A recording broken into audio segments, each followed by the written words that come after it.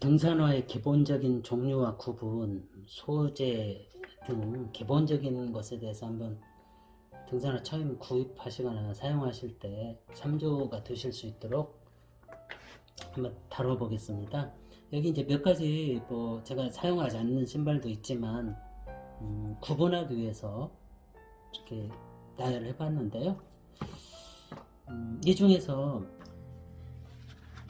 이렇게 회전식 다이얼을 보아 시스템으로 든 것의 장단점을 살펴보면, 끈으로 든 것들은 이 끈 자체는 강하지만 측면에 이제 접착된 다이얼 자체가 이제 충격에 의해서 좀 파손되거나 고장이 날 수가 있죠. 그 자주 고장이 나거나 그렇진 않지만 상대적으로 파손의 위험은 끈보다는 크다 하는 것이고요. 또 디테일로 봐서 이 발등만 조이거나 발목만 조이는 디테일한 끈 조임이 어렵다 하는 점은 단점이 되겠습니다. 요즘은 그래서 또 이렇게 다이얼이 두 개 달려가지고 이게 발등을 조이는 것과 발목을 조이는 게 구분되어 있는 것도 있습니다. 그 다음에 끈의 경우에는 아주 일반적으로 다 쓰이는 등산화 끈으로 다 되어 있으니까요. 이거는 이렇게 발등을 이렇게 조이는 디테일과 발목을 조이는 것들이 각각 다르게 할 수 있다는 장점이 있고, 끈은 유사시에 또 쓸 수도 있고요. 그렇지만 어쨌든 끈은 조이고 묶고 또 풀어줄 수 있고, 이런 것은 상대적으로 조금 단점이다 이렇게 볼 수는 있겠습니다만, 대부분의 등산인들은 끈으로 되어 있는 등산화를 신고 다닙니다. 당일 산행, 등산 모임, 4시간 내지 6, 7시간 이상의 또는 비박 산행 하시는 분들은 대부분 다 끈으로 하는 등산을 하시니까 그렇게 생각하시면 되겠고요. 가벼운 트레킹이나 하이킹 때는 이렇게 끈이 아닌 것들도 별 문제는 없겠다 이렇게 생각하시면 되겠고요. 그 다음에 이제 그 등산화를 중등산화와 경등산화로 또 분류도 합니다. 경은 말 그대로 가볍다고 해서 경등산화고, 중은 무겁다고 해서 중등산화인데, 무게를 굳이 따지자면 500g 이하 정도 되면은 보통 이제 경등산화일 수 있고요.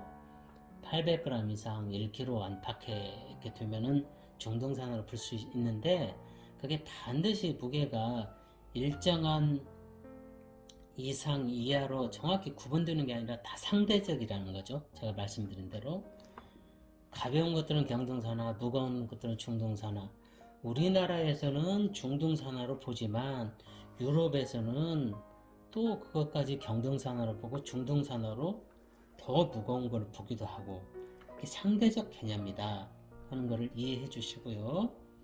그 다음에 경등산화, 중등산화 뿐만 아니라 그 목의 높이나 전체적으로 그 등산화의 그 유형을 보고 하이컷, 미드컷, 로우컷으로 이렇게 분류를 하는데, 이처럼 측면에서 봤을 때 요 높이가 복숭아뼈 위로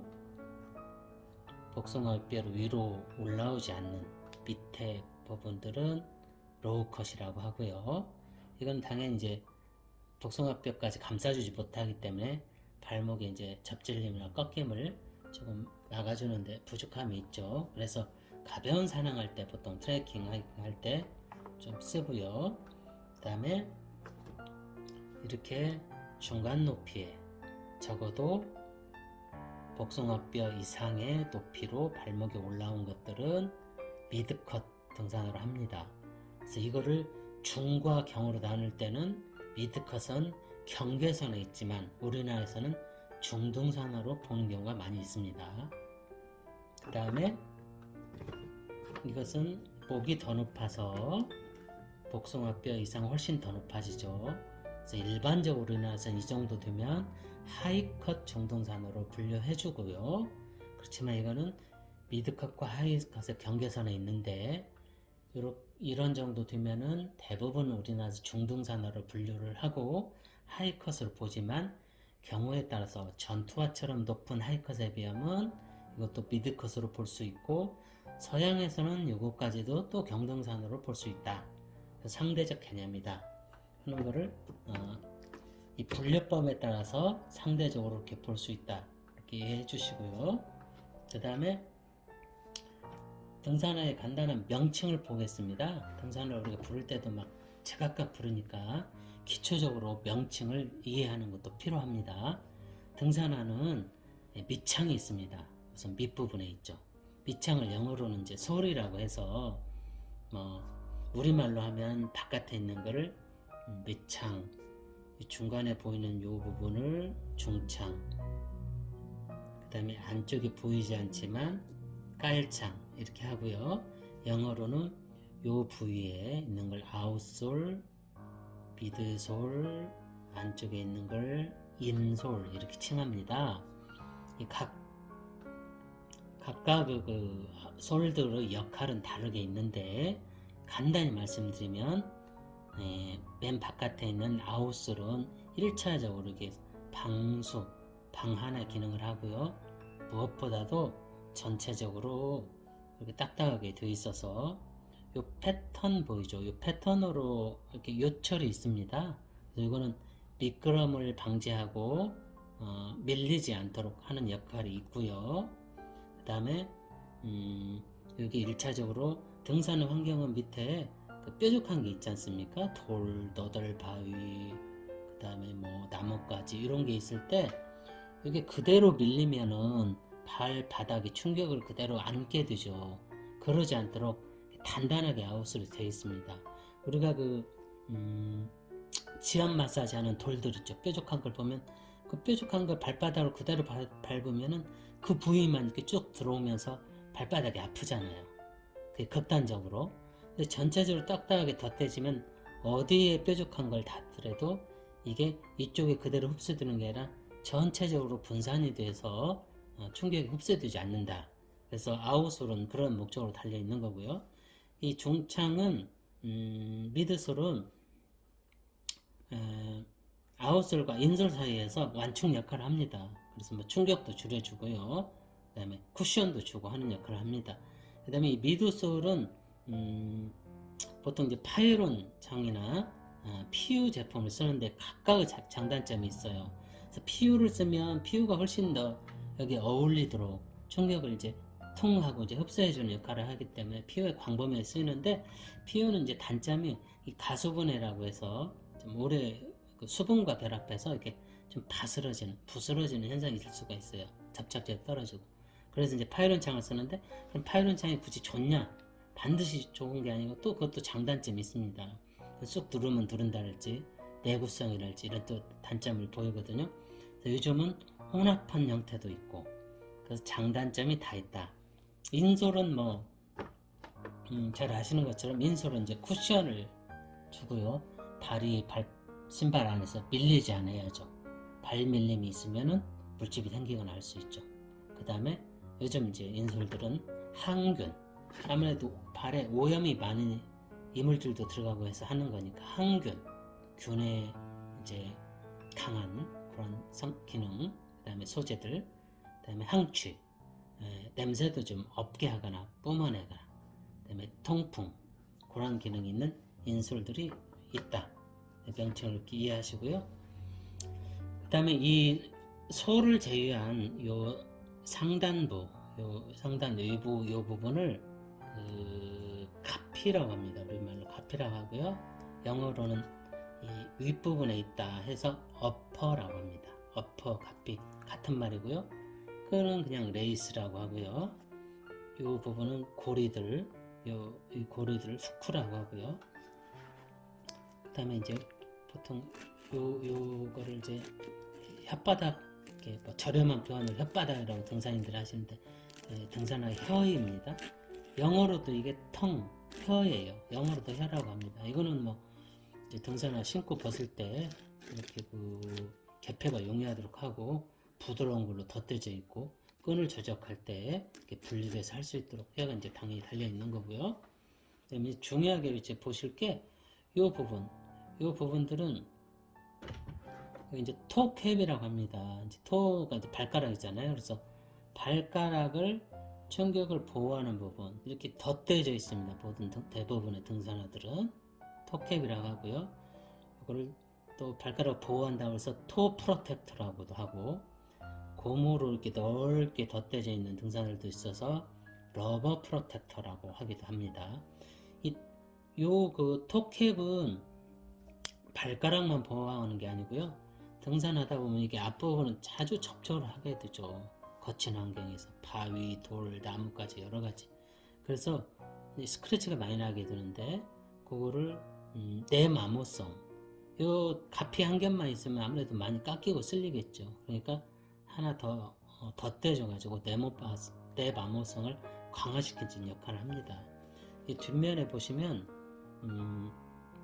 이 부분은 또 뒷부분도 이렇게 덧대져 있어요.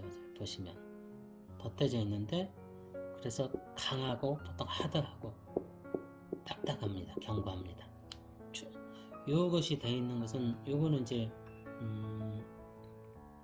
그 힐 카운터, 이게 그 발 뒤꿈치에 됐다 있다 해서 힐 카운터라고 하기도 하고, 뒷부분에 있다 해서 백 카운터라고 하기도 합니다. 영어로. 근데 이제 카운터라는 것은 제가 알기로 이렇게 건축학에서 나온 그 용어예요. 카운터라는 것은 어떤 그 강도를 높여주기 위해서 덧대준 구조물을 카운터라고 합니다.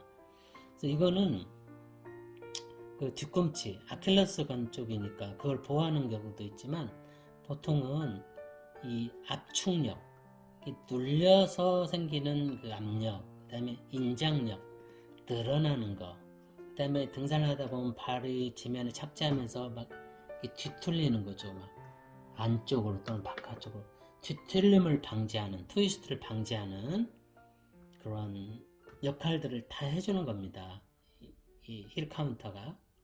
그래서 덧대져 있는 것은 이 토캡과 달리 내마모성 때문에 반드시 그런 게 아니다. 왜냐하면 등산할 때 보통 누가 뒷발질을 하거나 뒤를 접촉하는 경우는 많지 않잖아요. 앞부분에 비해서. 이거는 주로 압축 강도, 뒤틀리지 않게 뒤축을 잡아주는 기능이 훨씬 더 강한 거다 하는 거를 이해하시고요. 그 다음에 이제 등산화의 그 소재별로 한번 좀 구분을 해보겠습니다. 크게 등산화는 이렇게 합성섬유, 인조섬이라고도 하죠. 합성섬유와 메쉬로 된 것들이 있는데, 있고요. 그 다음에 이거는 뭐 이제 가죽이긴 한데 약간 저가의 그런 가죽입니다. 이렇게 갈라지는 게 보시죠. 그래서 합성 가죽일 수도 있지만 가죽 중에서도 재생 가죽들이 있어요. 이거는 가죽과 이렇게 그 인공 섬유, 합성 섬유들이 같이 혼합이 되어 있는 경우입니다. 이렇게 혼합이 되어 있는 경우는 이 가죽 자체를 자투를 쓰기도 하고요. 일부러 이렇게 메쉬 형태나 천으로 해서 통기성을 강화하기 위해서 이렇게 혼합이 되는 경우도 있습니다. 그다음에 이거는 이제 완전히 이제 가죽인데요. 가죽은 전체가 이제 가피가 가죽으로 되어 있는데, 이 가죽의 장점은 이제 그 방수나 이런 면에서 내구성에서는 강점이 있는데 단점도 있어요. 가죽이 반드시 용이합니다.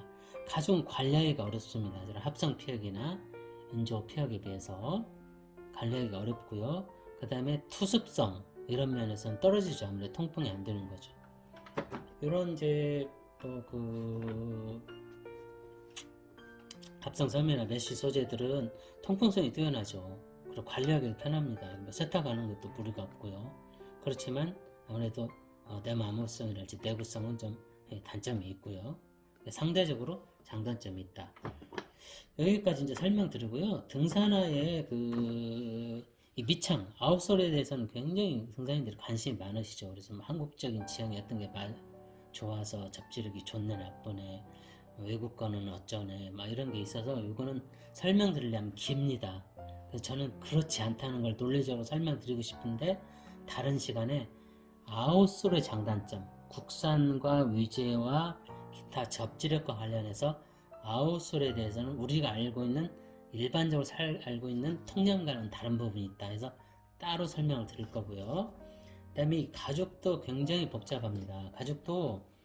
가죽이 똑같지 않고요. 소가죽이 있고 양가죽이 있는데 등산화들은 보통 소가죽을 구현하지만 소가죽도 다 틀려요. 그래서 풀그레인, 스웨이드, 누벅 가죽, 스플리트, 그 중에서도 면피만한 거 다 틀리기 때문에 가죽이 똑같지 않고 가죽이라고 다 비싼 게 아닙니다.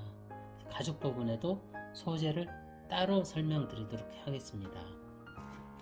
그 다음에 안쪽에 보통 이제 안쪽에 라이닝이 되어져 있어요. 그래서 설명 안 드렸는데 보통 안쪽에 라이너가 되어져 있는데 등산화들은 이 라이닝은 말 그대로 이제 이제 발목이 신체가 닿는 부분이기 때문에 부드러운 소재로 보통 덧대져 있고요. 기타 투습과 방수와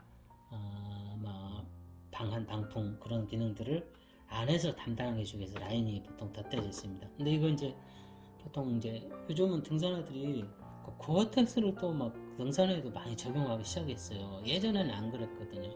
그래서 과연 고어텍스 등산화가 제 역할을 하고 등산화의 그 안감으로 정말 내피로 필요한지 이 부분도 설명드리려면 우리가 알고 있는 통념과 제가 설명드린 건 사실 좀 다른데 따로 길어지기 때문에 다른 시간에 별도로 이렇게 설명드리도록 하겠습니다. 그래서 오늘은 등산화를 여러분이 선택하실 때 뭐 브랜드나 메이커나 가격만 보지 마시고 이렇게 어떤 용도별로 구분되고 그 다음에 그 종류는 목의 높이에 따라서 그 다음에 용도에 따라서 그 다음에 무게에 따라서 달라질 수 있고 소재별로도 가죽과 그 다음에 합성 섬유와 인조 피혁과 이런 장점들이 다 상대적으로 장단점이 있는 것이다 하는 거 이해하시고요.